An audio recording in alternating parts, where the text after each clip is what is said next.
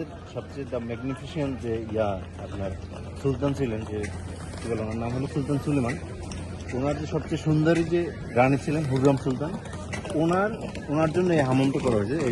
এখানে পাশেই তোপকাও প্রাসাদ। হাম্মাম মানে গোসলখানা, তাই তো? গোসলখানা। হ্যাঁ, এখানে ঢোকা যায়। গোসলটা তো তুর্কিশদের খুবই ঐতিহ্য একটা আচ্ছা, ঢোকা যায়। এখন এটা দিয়ে দিচ্ছে, কমার্শিয়াল করে ফেলছে।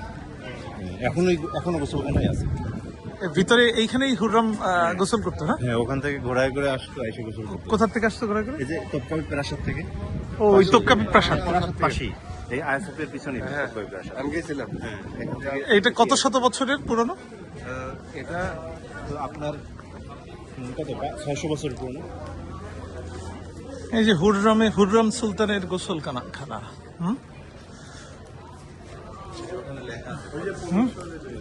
লেখা আছে কোথায়? 1556 হুররাম সুলতান হামামি।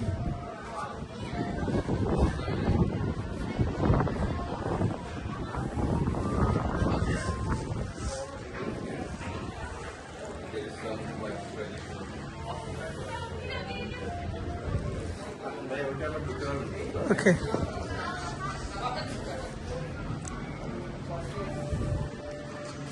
ভিতরে তো সৌন্দর্যের শেষ নাই। হ্যাঁ,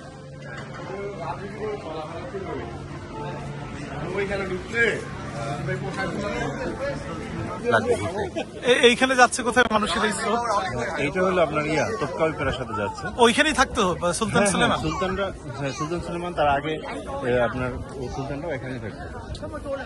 তারপর এখানে আছে, মিউজিয়াম আছে এই প্রাসাদের ভিতরে, হারেম এবং মিউজিয়ামে আপনার রাসূল সাল্লাল্লাহু আলাইহি ওয়াসাল্লামের ব্যবহার্য জিনিসপত্র আছে। যেমন ওনার জুতা মোবারক আছে, ওনার দাড়ি মোবারক আছে, তারপরে ওনার পোশাক সেটা আছে। ফাতেমা রাদিয়াল্লাহু তাআলা আনহার আছে, কাপড় আমরা ওদিকে একটু যাবো। এটা কি তার মানে প্রাসাদের গেট? এটা কত পুরো, এগুলো সব আপনার পাথরের গোলা। দেখছেন লোহার অক্টোধনী,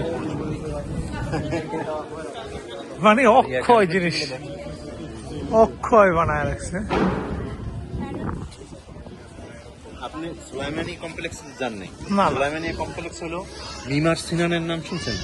আর্কিটেক্ট মিমার সিনান, অত্যাধুনিক আর্কিটেক্ট, আপনার তুরস্কের এবং সারা পৃথিবীতে ওনার আর্কিটেকচার বিখ্যাত। আপনার মিমার সিনান, ওনার আপনার করা একটা কমপ্লেক্স হলো সুলাইমানি কমপ্লেক্স। আচ্ছা, হ্যাঁ, ওইটা সুলতান সুলেমানের সময় করছে। ওইখানে ওইটার ভিতরে হসপিটাল, মাদ্রাসা, তারপরে আপনার কি বলে লাইব্রেরি, সরাইখানা, এভরিথিং ওইখানে আছে ওই কমপ্লেক্সের ভিতরে, জানেন। আর দ্বিতীয় কথা হলো ওইখানে উনি একটা ভূমিকম্পের একটা কি বলে ডিরেকশন দিয়ে গেছে, যে কয়েকশো বছর পর যদি ভূমিকম্প হয় এই অংশটা ক্ষতি হলে তোমরা এইভাবে করে নিও।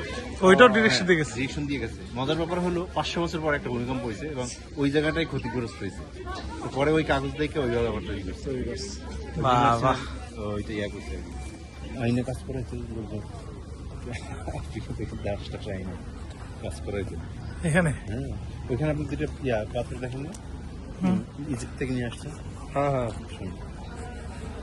যেখান থেকে যা পারছে নিয়ে এসে পরবর্তী কারণে আসছে ওরা। তো এখানে আবার সব আছে। তুর্কিশরা হলো জাতিগত ভাবে মানে যুদ্ধ করতে পছন্দ করে এবং যুদ্ধে খুব পারদর্শী তাদের, ঠিক আছে? আচ্ছা, তুর্কিশদেরকে নিয়ে একটা প্রবাদ আছে।